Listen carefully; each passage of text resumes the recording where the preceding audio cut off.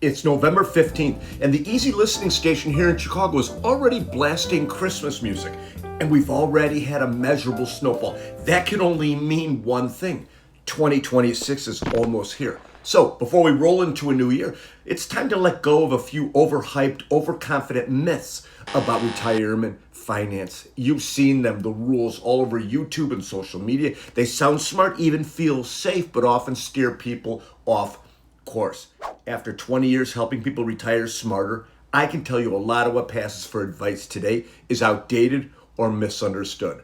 In this video, we're going to bust through 10 myths, and we're going to start with the one that causes more anxiety than almost any other: when to take your Social Security. When delaying supposedly pays off, but here's the problem. Life doesn't follow a spreadsheet. Most retirees fund those delay years by selling investments or draining their savings. So yes, your check might be bigger at 70, but you've spent $200,000 just waiting for it. If the market dips or life happens, that break even might never actually, break even. And none of those calculators know the two biggest variables: how long you'll live and how well your investments will perform. Social Security should not dictate your life. It should fit into it. Health, longevity, and lifestyle matter a lot more than a chart. And the danger isn't claiming early. The danger is waiting too long to start living. So, question for you. Do you think the Social Security claiming decision is overhyped?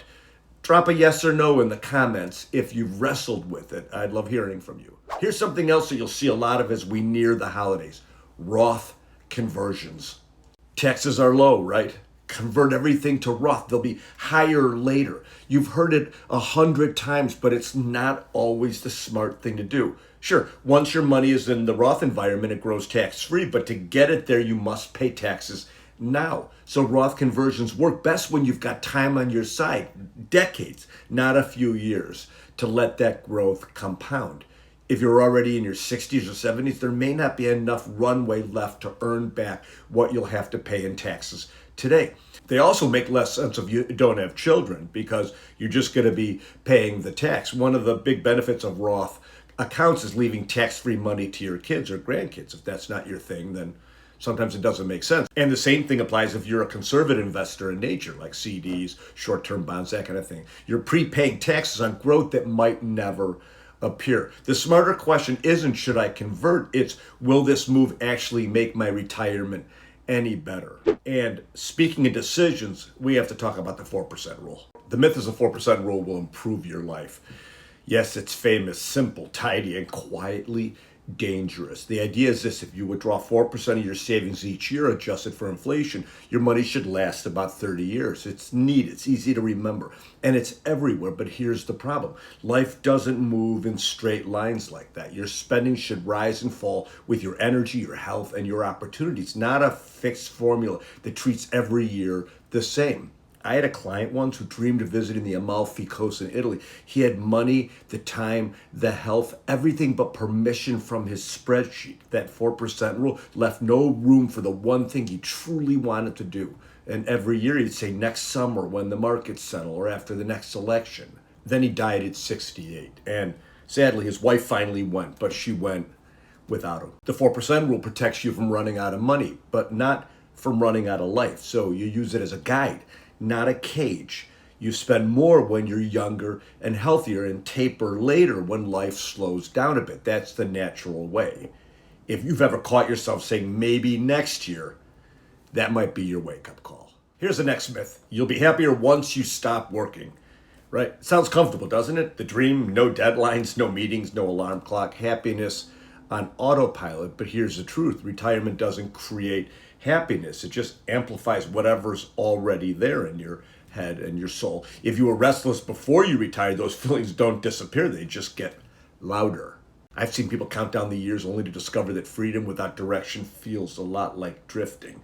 And I know from experience the happiest retirees aren't the ones who stop working. They're the ones who stay engaged. They volunteer, they mentor, they travel, and they stay curious.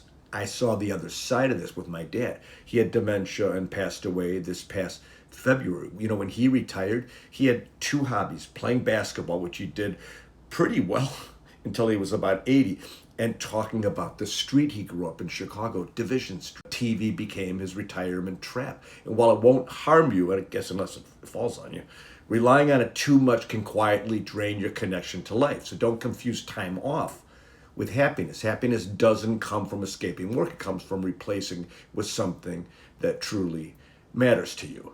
By the way, if you're already retired, what's been your biggest surprise about happiness after work? And if you're not, what do you imagine it will look like for you? Let me know below in the comments. So now we get a little technical with this next topic. I'm sure you'll find it to be scintillating. The topic of bonds. The myth is that bonds are safe, and you think if you don't want the risk, you just keep your money in bonds. And it does sound responsible. And, for decades, bonds were the grown-up answer, steady, predictable, the comfort food of investing. But, then came 2022 when SAFE lost about 15%, and a lot of retirees realized their security blanket had holes in it. Bonds are certainly safer than stocks, but they're not 100% safe. When interest rates rise, bond prices fall. When inflation spikes, bonds lose their purchasing power. That's two ways to quietly go backwards. So in retirement, especially early on, I want you to never take risk with the money you need to pay your bills. That's your short-term strategy bucket. Cash, CDs, maybe a high-yield savings account. But beyond that, you still need long-term growth to outpace inflation and protect against longevity risk, living a long time. So instead of labeling things safe or risky, think in terms of time and purpose. Money you'll spend soon should be protected. Money you won't touch for years needs to work for you.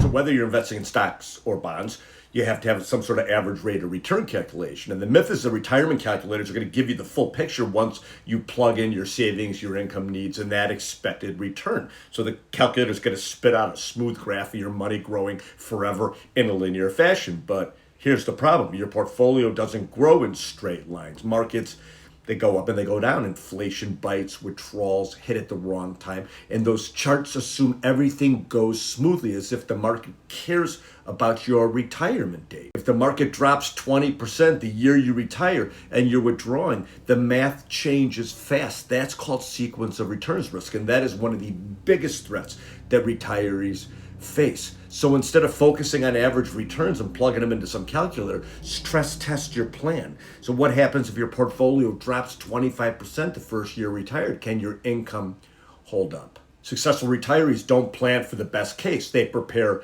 for the real one. And when it comes once again to investment options, we have to talk about something known as a target date fund. The myth is they're less risky, right? Target date funds sound perfect. You set it, forget it, and glide safely into retirement. Well, that's the promise, but the reality is they can quietly expose you to more risk and cost more than you realize. So inside that 2030 fund or 2035 fund, there's often could be 60% in stocks as you enter retirement, and that's fine while you're saving. But once you're withdrawing, that same mix can sting a little bit. And they're not cheap either. Many are funds of funds, meaning you pay for the underlying funds and another layer of management on top. I've seen some exorbitant fees in these funds, and those fees, it all compounds and is not really in your favor. They also assume every 63-year-old investor is the same goals, same tolerance, same timeline. They're not. So before you coast towards that set it and forget it date, pop the hood. You might find that safe glide path still is going pretty fast for where you are in life. The myth is that you're automatically going to find fulfillment after you retire, which ties back to an earlier myth, the belief in happiness magically appearing once work ends. This version goes further and assumes you'll find purpose later once life slows down. But the truth is fulfillment starts long before your last day of work. There's all kinds of research, including in the frontiers in psychology, have found that retirees who plan for purpose early report higher satisfaction and smoother transitions than those who don't fall into what psychologists call the purpose gap, that space between what you used to do and what you're still becoming. So you plan for purpose before the paycheck stops. And I've seen this over and over. The happiest retirees don't wait to reinvent themselves. They started earlier than most. They built community, they deepened hobbies and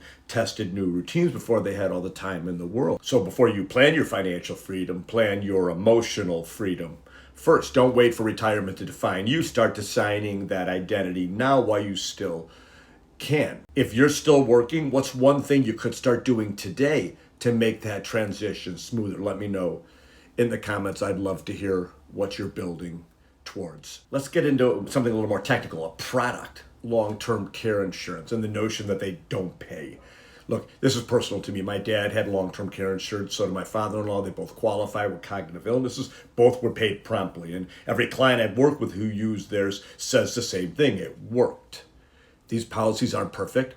They can be expensive, and the setup of the policy really matters, but dismissing them entirely can be costly later. There's modern hybrid versions tied to life insurance or annuities. They're far more flexible and reliable. Before you write them off, learn what's changed. This is an area where planning ahead will help you be much more prepared. We've arrived at myth 10, the final myth, and this is a big one, that you need $1 million to retire, or some number, depending on who you ask. That magic number for retirement, it's $1 million or $2 million or 1.6 million or 500,000. Here's the truth. It's not what you have, it's what you spend. If you live on $60K with steady income from Social Security and savings, you might already be fine. If you spend $180,000 a year, $1 million probably won't cut it. The real question isn't, do I have enough money? It's, do I have enough income to live the life I want without constantly worrying? What's your version of enough? Share it below. I'd love to see what people are thinking, how they define this. It's usually quite different. So there you have it, 10 retirement myths that sound smart, get clicks, and spread fast, but don't always hold up in real life. After 20 years of doing this, I can tell you the people who sleep best at night aren't the richest, they're the ones whose plan actually fits their life. That's how I define my word securement. It's all about what's important to you, not chasing someone else's version of wealth, building your own version of security. If this video hit home, make sure to subscribe to the Retirement Guy channel. I love sharing my perspective with all of you. If you want to share which rule, which myth you've been rethinking lately, let me know in the comments. If you're ready to see if your plan still fits, you can always schedule a flat fee securement review at retirementguy.com. I don't sell products or try to move your assets. I just have a lot of clarity and confidence for you. Thanks for watching.